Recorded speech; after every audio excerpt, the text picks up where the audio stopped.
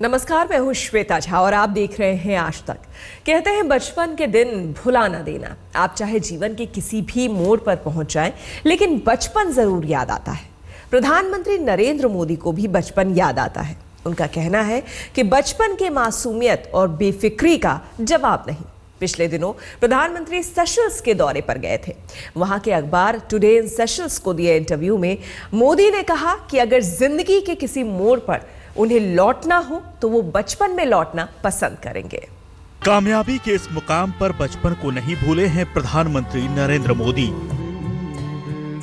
दुनिया के सबसे बड़े लोकतंत्र का मुखिया बनने के बाद भी नरेंद्र मोदी को बरबस याद आता है वो बचपन जो भारी संघर्ष से भरा हुआ था। इसी महीने मोदी सेशल्स के दौरे पर गए थे। वहां उन्होंने टुडे इन सेशल्स नामक अखबार को एक इंटरव्यू दिया था जो अब प्रकाशित हुआ है। वो कागज की कश्ती। इस इंटरव्यू को मोदी ने अपनी वेबसाइट पर साझा किया है। इसी इंटरव्यू के दौरान एक सवाल के जवाब में उन्होंने अपने बचपन को याद किया।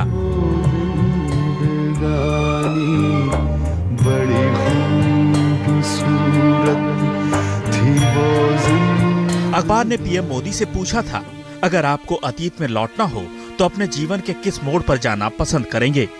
इस पर मोदी ने कहा, ये बहुत पुराना सवाल है। हर कोई बड़े प्यार से बचपन को याद करता है।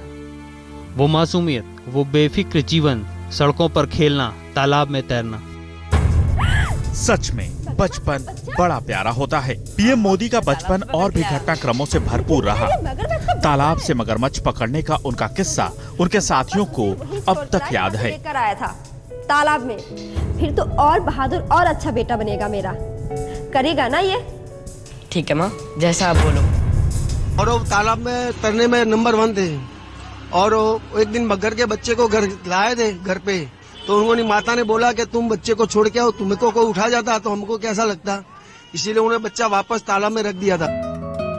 बेशक बचपन रोमानी होता है, लेकिन नरेंद्र मोदी का बचपन संघर्षों से भरा रहा, जिसे उन्होंने इस इंटरव्यू में भी बताया। उनसे पूछा गया कि जब आप बड़े हो रहे थे तो आप क्या बनने के सपने देख रहे थे? इस पर मोदी बोले, मैं ऐसे माहौल में पला बढ़ा जहां गरीबों के लिए सपना देखना भी दूभर था, लेकिन तब भी मेरे अंदर से एक आवाज आती थी कि इंसान को सिर्फ अपने लिए नहीं बल्कि दूसरों के लिए भी जीना चाहिए। गौरतलब है कि मोदी पहले भी कई मौकों पर कह चुके हैं कि उन्होंने कभी कुछ बनने का नहीं बल्कि करने का सपना देखा।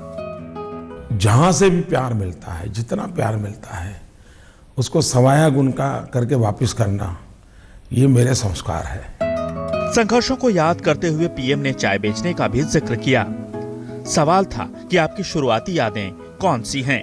मोदी ने कहा, अपने गृह राज्य के छोटे शहर में जब मैं बड़ा हो रहा था तब की यादें अभी भी हैं। तब देश आजाद हुआ था। मैं बहुत धनी परिवार से नहीं था, इसलिए बड़ा होते हुए कठिनाइयों के दिन याद कर सकता हूँ।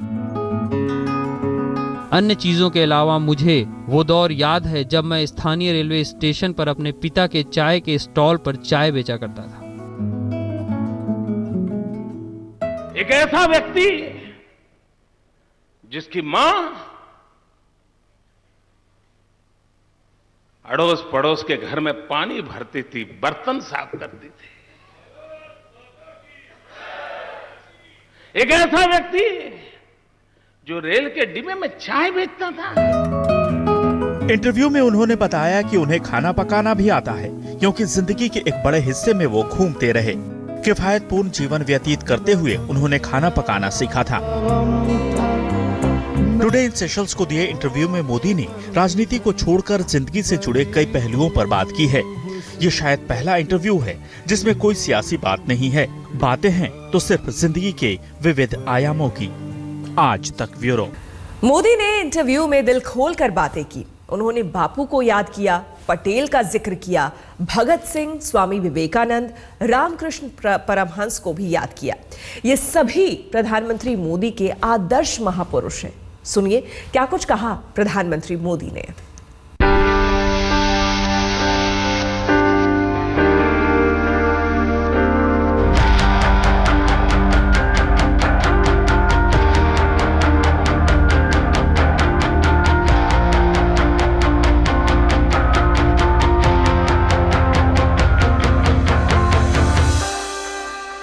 आप सब प्रवासी भारतीय हैं, क्योंकि आप भारत से बाहर आए हैं।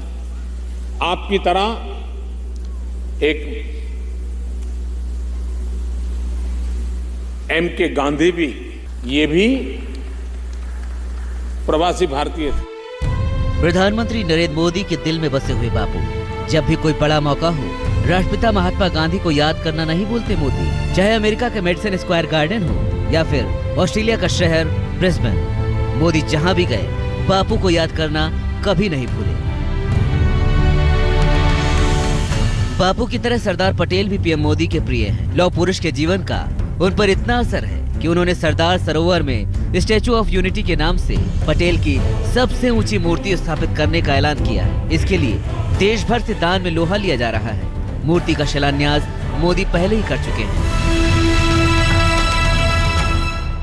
आज जब हम सरदार साहब का स्मरण करते हैं, देश की एकता के लिए सरदार साहब ने जो काम किया है, तो आने वाली सदियों तक हम सब के लिए एक बहुत बड़ी वो विरासत देकर के गए हैं। सेशल्स के अखबार को दिए गए इंटरव्यू में मोदी ने अपने प्रिय राजनेता पर पूछे गए सवाल के जवाब में कहा है, देश को एक करने के प्रयासों के लिए मैं सरदार वल्लभ भाई पटेल की तहे दिल से प्रशंसा करता हूँ। युवावस्था में देश के लिए दिलेरी, बलिदान और शहादत के लिए मैं भगत सिंह जैसे लोगों का भी प्रशंसक हूँ। जनता की अंतरात्मा को झकझोरने और स्वतंत्रता संग्राम के लिए उन्हें एकजुट करने के लिए मैं महात्मा गांधी का मुरीद हूँ। अभी 2 दिन पहले देश में अमर जवान भगत सिंह की शहादत को याद करते हुए शहीद दिवस मनाया गया है। भगत सिंह को श्रद्धांजलि देने पीएम मोदी हुसैनीवाला पहुंच गए थे। तो ये है मोदी पर भगत सिंह का असर। अंग्रेजों ने उनको भगत सिंह का भय कितना रहता था, तय तो ये हुआ था कि 24 मार्च को भगत सिंह जी को फांसी देनी थी, लेकिन घबराई हुई अंग्रेज सल्तनत ने एक दिन पहले ही सारे नियमों का उल्लंघन करते हुए, सारी परंपराओं को तोड़ करके चोरी छिपी से सरदार भगत सिंह जी को फांसी दे दी। लेकिन मोदी को प्रेरित करने वाले महापुरुषों की फहरिस्त छोटी नहीं है। स्वामी विवेकानंद, रामकृष्ण परमहंस और महर्षि रमन के भी मोदी भक्त हैं।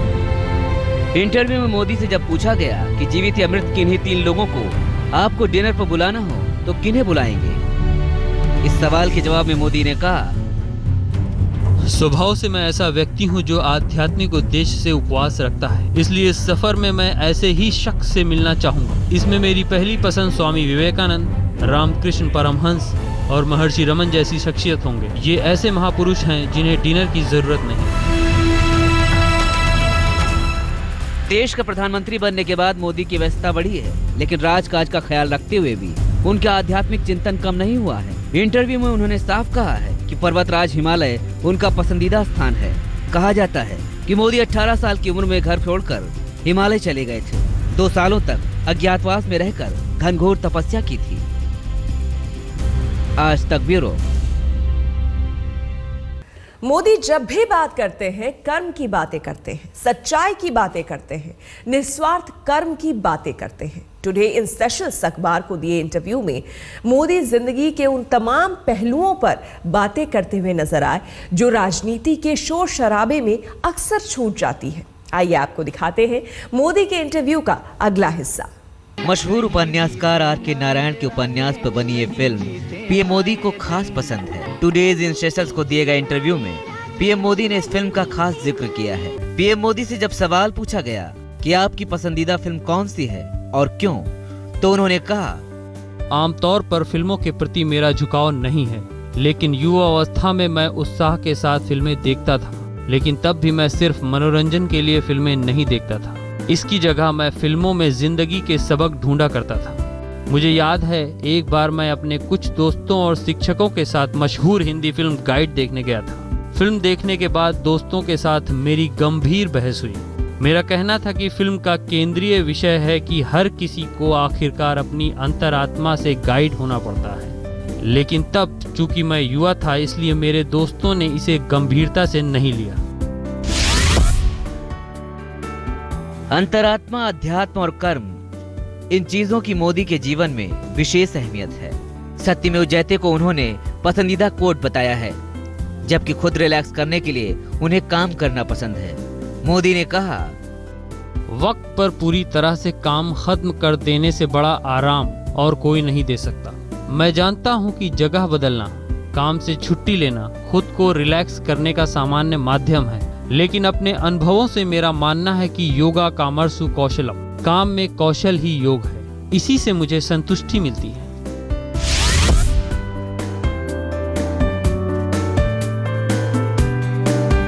मोदी और काम करके रिलैक्स होते हैं तो अलग अलग लोगों से मिलना उनकी हॉबी है।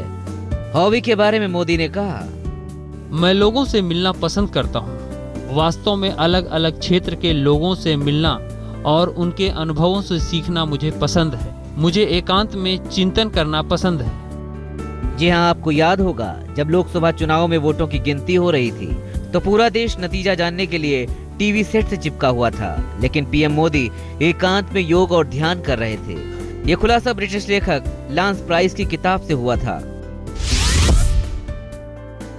सेशल्स के अखबार को दिए गए इंटरव्यू में पीएम मोदी ने अपने इस व्यक्तित्व की खासियत को बताया है। मोदी के मुताबिक, आज भी मैं खुद को ढूंढने की कोशिश करता हूं और अपने दोस्तों और शुभ चिंतकों के जरिए खुद की तलाश करता रहता हूं। खुद की तलाश में क्या मोदी को कभी डर भी लगा? क्या जिंदगी में कभी कोई चीज उन्हें डरा पाई है? इस सवाल के जवाब में मोदी ने कहा, मेरी जिंदगी का सफर अब तक ऐसा रहा है कि इसमें डर की ज्यादा जगह नहीं है, लेकिन मेरे मन में एक बात हमेशा चलती रहती है कि आखिरी सांस तक मुझे किसी पर बोझ नहीं बनना। मैं इस सोच से ही डरता हूँ। सच है, जिसका जीवन स्वाभिमान से भरा हो उसे सिर्फ यही बात डरा सकती है। आज तक ब्यूरो।